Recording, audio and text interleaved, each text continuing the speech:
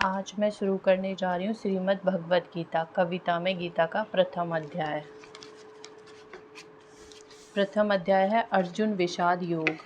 हे संजय, धर्म भूमि कुरुक्षेत्र में युद्ध इच्छा युक्त मेरे पुत्रों ने, पांडु पुत्रों ने क्या किया, कहा उत्सुक धृतराष्ट्र ने। संजय बोला, देख विचित्र व्यूह रचना, सजग खड़ी पांडव सेना की। जाकर अधीर दुर्योधन आचार्य द्रोण से बोला ये वचन, हे आचार्य, देखो पांडव विशाल सेना को, देखो बुद्धिमान द्रुपद पुत्र धृष्टद्युम्न को, देखो विचित्र व्यूह रचना को। बड़े बड़े महारथी खड़े हैं, अर्जुन भीम समवीर खड़े हैं। सूरवीर सत्याकी महारथी द्रुपद, दृष्टुकेतु चेकितान, पुरजित कुंतीभोज, मनुश्रेष्ठ शैव्य, काशीराज बलवान, युधामनु पराक्रमी, उत्तमोजा बलवान, सुभद्रा पुत्र अभिमन्यु खड़ा है।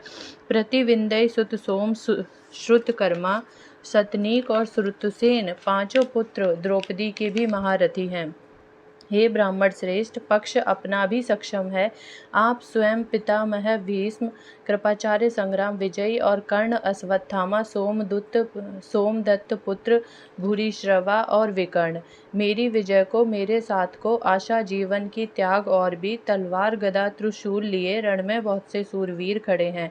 हमारी सेना शस्त्र सुसज्जित, रण कला कुशल, शस्त्र शास्त्र निपुण, अजय भीष्म पितामह रक्षित, जीत सुगम है। बलशाली भीम रक्षित पांडव सेना पर सूरवीरों से अपने आग्रह मेरा, डटे रहो अपने मोर्चों पर भीष्म पितामह की कुशलता को।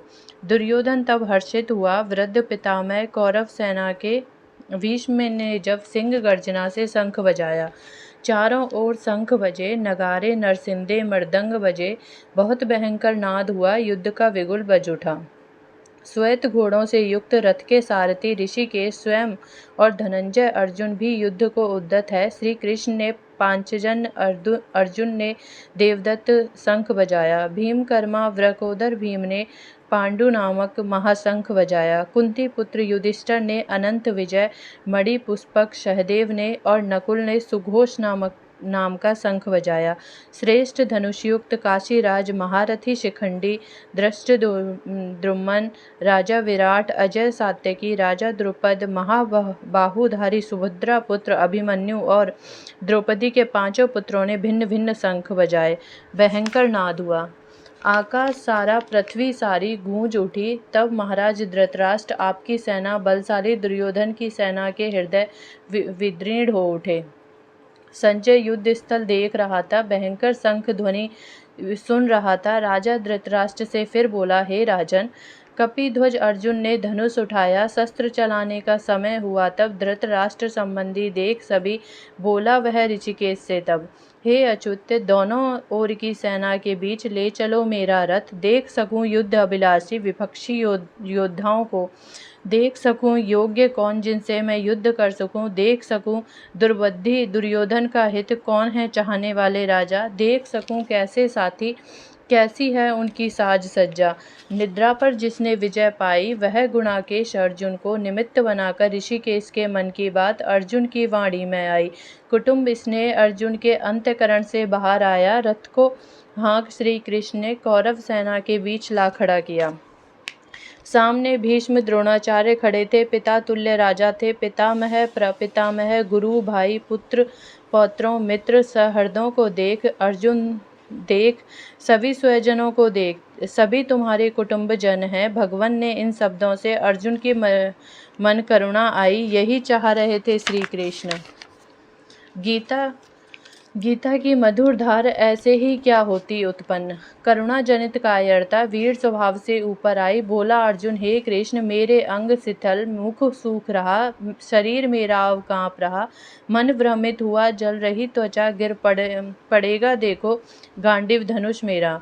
लोग हित यह कैसा होगा, स्वजनों को मार क्या कल्याण होगा। यह विजय नहीं अब चाहता, यह राज सुख किस काम का, धन जीवन की आशा त्याग, मेरे समक्ष खड़े सब स्वजन, सभी युद्ध को उद्यत हैं। कैसा यह युद्ध, कैसा सुख यह किस काम का, यह सुख कामना किस लिए, पृथ्वी का राज किसके लिए।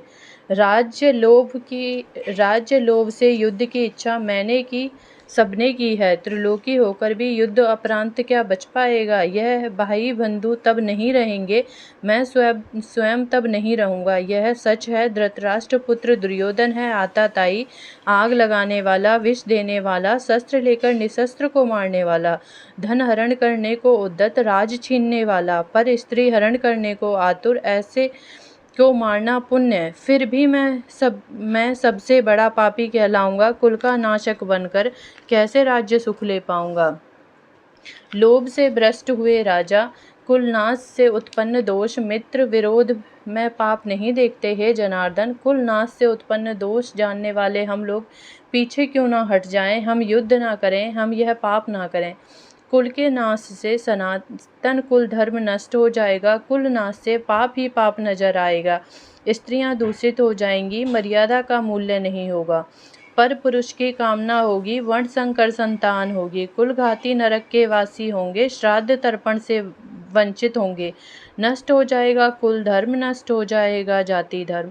जानकर भी दुष्परिणाम हम बुद्धिजीवी, युद्ध को उद्यत हैं राज्य लोग। सुख भोगने की लालसा, स्वजनों को मारने को उद्यत हैं। मुझे शस्त्र रहित को अब धृतराष्ट्र पुत्र शस्त्रों से मारे, यही कल्याणदायक है। हे राजन, राजा धृतराष्ट्र से संजय ने कहे ये वचन। रणभूमि में विषाद मग्न अर्जुन धनुष बाण त्याग रथ के पिछले भाग में अब बैठ गए हैं।